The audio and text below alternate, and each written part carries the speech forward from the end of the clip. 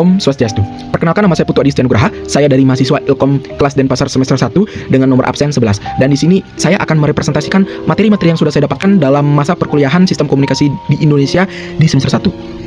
Nah, untuk materi yang pertama di sini ada pengantar sistem komunikasi di Indonesia. Di sini saya itu mempelajari tentang banyak hal, tentang bagaimana sistem komunikasi di Indonesia itu ada dan mengapa disebut sistem komunikasi di Indonesia. Nah, untuk manfaat bagi saya sendiri, di sini saya itu lebih tahu dan saya itu memahami secara dalam bagaimana sistem komunikasi di Indonesia tersebut. Untuk yang materi kedua di sini ada media massa di Indonesia. Di sini saya mempelajari tentang sejarah media massa di Indonesia dan peran media massa di ruang lingkup kepemerintahan ataupun kepolitikan, dan juga di sini perkembangan media massa di Indonesia. Untuk manfaat yang saya dapatkan tersendiri itu adalah saya itu lebih tahu dan lebih paham ternyata media massa di Indonesia itu seiring berjalannya waktu itu akan terus terupgrade sampai pada saat ini. Untuk materi yang selanjutnya di sini saya dapatkan ini adalah komunikasi politik di Indonesia. Untuk komunikasi politik di Indonesia ini saya memahami tentang teori-teori yang dipakai pada komunikasi politik di Indonesia tersebut, dan juga transformasi media massa dalam kepolitikan, dan selanjutnya ada kampanye politik dan media massa, dan tentunya ada tantangan dan efektivitasnya. Nah, manfaat yang saya dapatkan dalam mempelajari materi ini adalah saya lebih tahu dan lebih paham ternyata media massa itu ruang lingkupnya tidak di situ-situ saja, melainkan sangat luas. Makanya banyak pejabat-pejabat maupun lembaga-lembaga kepemerintahan itu menggunakan media massa sebagai sarana untuk kampanye ataupun membuat konten-konten yang menarik.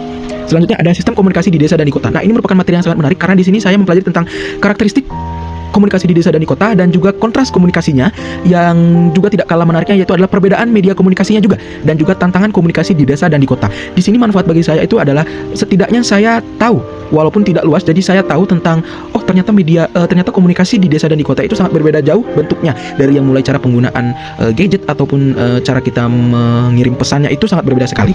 Selanjutnya ada regulasi dan kebijakan komunikasi di Indonesia. Nah, di sini manfaat-manfaat yang saya dapatkan itu adalah memahami aturan hukum yang mengatur media, informasi dan komunikasi di Indonesia, dan juga mengetahui hak dan kewajiban dalam berkomunikasi, baik sebagai individu maupun lembaga-lembaga kepemerintahan. Nah, selanjutnya di sini ada meningkatkan kesadaran etika dan tanggung jawab dalam penggunaan media dan teknologi komunikasi. Untuk materi yang selanjutnya, materi tentang komunikasi antar pribadi di Indonesia, yang dimana di sini manfaatnya itu adalah meningkatkan kemampuan berkomunikasi secara efektif dan sopan sesuai budaya yang ada di Indonesia, dan juga memperkuat hubungan sosial dalam kekeluargaan, sekolah maupun masyarakat, dan juga mengurangi kesalahpahaman dalam interaksi sehari-hari.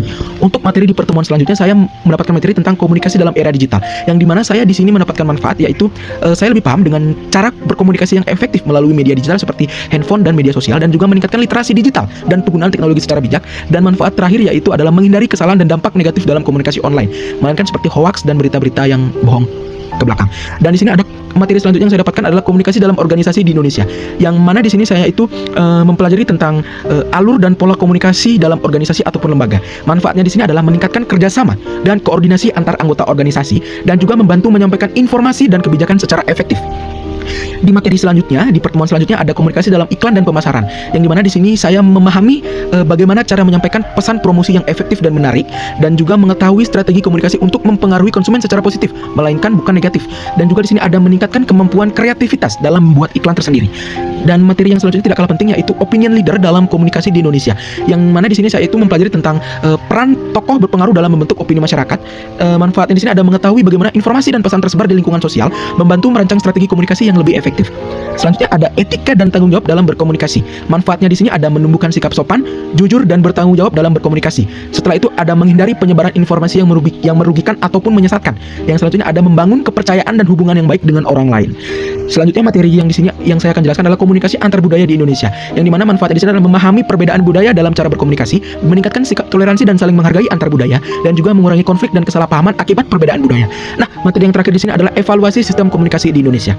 Di sini saya mendapatkan manfaat, yaitu adalah mengetahui kelebihan dan kekurangan komunikasi yang ada di Indonesia, dan membantu meningkatkan efektivitas dan kualitas komunikasi di Indonesia, dan menjadi sebuah dasar perbaikan kebijakan dan strategi komunikasi di Indonesia.